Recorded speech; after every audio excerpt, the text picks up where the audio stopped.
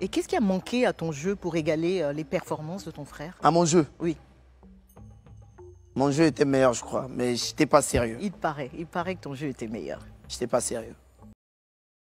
À quel point tu es prêt à protéger ton frère? Je suis prêt à donner ma vie pour lui. Et il le sait d'ailleurs. Mhm. Et vous le savez aussi, je pense. Ben, on l'a bien compris en tout cas. Ma plus grande fierté aujourd'hui, c'est que j'ai pu changer ce côté-là. Parce que tout le monde me voyait comme un petit voyou. Les gens m'identifiaient, ils me disaient ouais, voilà, petit frère d'Eto. La plupart des gens aujourd'hui m'appellent David, pas mon nom. Mhm. Et là, j'ai compris que j'ai changé quelque chose dans ma vie. Et ça me rend fier de moi. Quand tonne le carillon, David Eto'o gambade et le lien fraternel apparaît sous un jour nouveau. Avec toi, la vie de fratrie se joue à temps complet, là où nombre de tes contemporains la jouent à temps partiel. Dépasser la rivalité et l'agressivité fraternelle et se construire une identité singulière. David, voici ton confessionnal. Es-tu prêt à répondre à nos questions sans faux fuyant? Oui, David Eto'o, le football finalement pour toi, est-ce que c'était un choix personnel ou celui de ta famille qui elle-même est une famille de footballeurs? c'était mon choix. C'était mon choix, ça n'a pas marché, c'est tout. Qu'est-ce qui te pousse là-dedans? Qui te donne envie d'y aller? Mon frère et mon talent aussi. Et ton père aussi un peu, non? Oui, mon père aussi, mais mon père voulait que j'aille plus à l'école. Ah, il était footballeur, non, papa? Ouais, il était footballeur. Ça va. Il était footballeur. Il jouait à l'équipe du village. Il n'était pas trop fort. Ça va, il dit qu'il était fort, je ne l'ai pas vu jouer. Qu'est-ce que tu regrettes le plus de ta vie de footballeur? De ne pas avoir joué au niveau alors que j'avais le niveau. Mhm. Parce que j'ai pas été assez sérieux. Alors que j'avais vraiment le niveau de jouer au plus haut niveau. Et qu'est-ce qui te manque de cette période? Les vestiaires. Ah, pourquoi? Parce que dans le vestiaire, vous vous retrouvez, vous blaguez, vous rigolez, parlez de ambiance, tout et quoi. de rien. Et ça te manque toujours. Est-ce qu'aujourd'hui, David, tu restes frustré de n'avoir jamais joué en équipe nationale camerounaise? Ça se voit que je suis frustré là. Je sais pas. Mais quelque part, pour un footballeur, ça doit être un peu frustrant de ne pas avoir porté le maillot de son pays, de ne pas avoir défendu le maillot de son pays, non? J'ai déjà répondu à cette question. Pas sur mon plateau. Pas sur ton plateau, c'est vrai. J'ai pas joué à l'équipe nationale du Cameroun parce que je ne méritais pas. Parce qu'ils ont fait le choix, mais je méritais de jouer à l'équipe nationale à mon Est-ce que c'est époque. quelque chose qui t'a affecté? Oui, ça m'a affecté un moment, mais après je suis passé dessus. Donc ça va. Ça va. C'est quoi le plus dur à gérer quand on est le frère d'une légende? Le plus dur à gérer quand on est le frère d'une légende. Une légende comme mon frère, parce que Bah oui, bien il y a sûr. légende et légende. Mon frère, c'est autre chose. Ok. Bah, une légende mondiale, Voilà, c'est comme ça. Samuel Je Eto'o. préfère. C'est notre beau, mon frère. Qu'est-ce qui est le plus dur à gérer? Ton comportement. Mhm. Ton comportement. Tu es obligé de tout contrôler? Je suis obligé de tout contrôler. Tu dois avoir un meilleur comportement. Tu dois être un exemple pour les autres. Mhm. Est-ce que par moment, tu rêves d'être lui? Si je rêve d'être lui, ça veut dire que je vais avoir sa vie, non? Mais est-ce que tu t'es déjà dit, ah, ça aurait été tellement cool que je sois aussi un Non, parce Samuel que Eto'o? je suis content pour mon frère. Je suis content de sa vie. Et je prie pour lui tous les jours. Je suis content de sa vie. J'ai ma vie, il a sa vie. Mhm. J'ai pas besoin d'être Samuel. Mhm. Je suis David. Et qu'est-ce qui a manqué à ton jeu pour égaler les performances de ton frère? À mon jeu. Oui, Mon jeu était meilleur, je crois. Mais je n'étais pas sérieux. il paraît que ton jeu était meilleur. Je n'étais pas sérieux.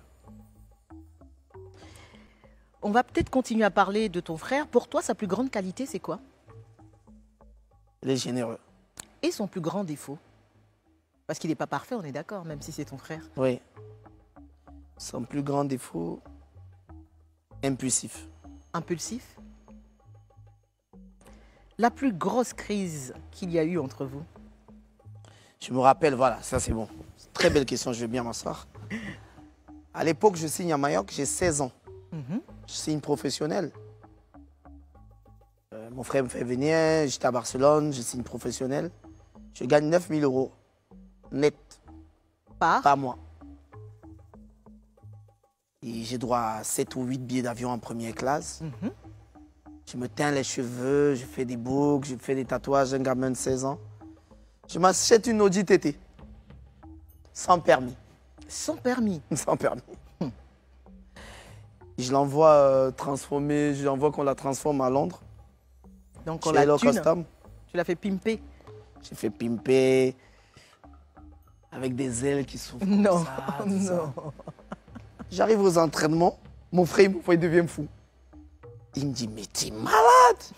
Tu as 16 ans. Tu as 16 ans. Tu as 16 ans, tu n'as pas de permis, tu as une voiture. Ça, c'était la plus grosse crise. Il est resté peut-être 1 an, il ne m'a pas parlé. Oh. Ouais. Et toi, tu lui en as voulu pour...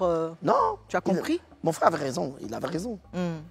Il avait raison, c'est un visionnaire, il avait raison. Et ton plus beau souvenir partagé avec lui? J'ai tellement de souvenirs avec mon frère. Qu'est-ce qui te vient tout de suite à l'esprit? Qu'est-ce qui te vient tout de suite à l'esprit?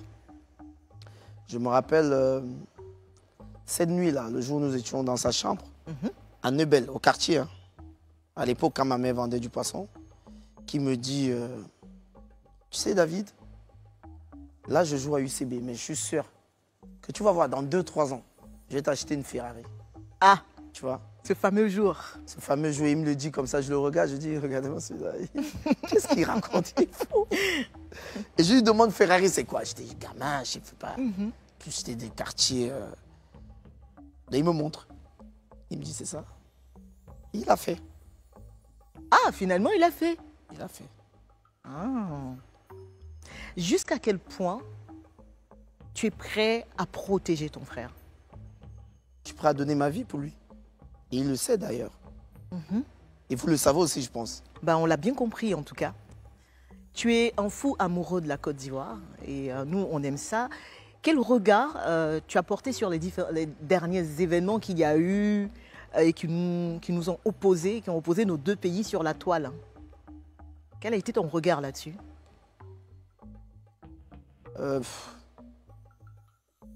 J'ai été vraiment très affecté. J'ai été affecté et déçu des deux nations. Parce qu'en réalité, quand nous sommes sur le net, là, nous sommes là pour rigoler. Il ne faut pas prendre les choses de net pour venir, pour que ce soit sérieux. Mais après, Cameroun, Côte d'Ivoire, c'est l'amour. C'est l'amour, ça va s'arranger. Moi, je suis en Côte d'Ivoire pour arranger ça. Et je suis sûr que ça va s'arranger. Sûr et certain. Aujourd'hui, c'est quoi ta plus grande fierté, David? Ma plus grande fierté aujourd'hui, c'est que j'ai pu changer ce côté-là. Parce que tout le monde me voyait comme un petit voyou. Les gens m'identifiaient, ils me disaient ouais, voilà, petit frère d'Eto. La plupart des gens aujourd'hui m'appellent David, pas mon nom. Et là, j'ai compris que j'ai changé quelque chose dans ma vie. Et ça me rend fier de moi. David, as-tu été totalement sincère dans ce confessionnal? Oui. Merci beaucoup.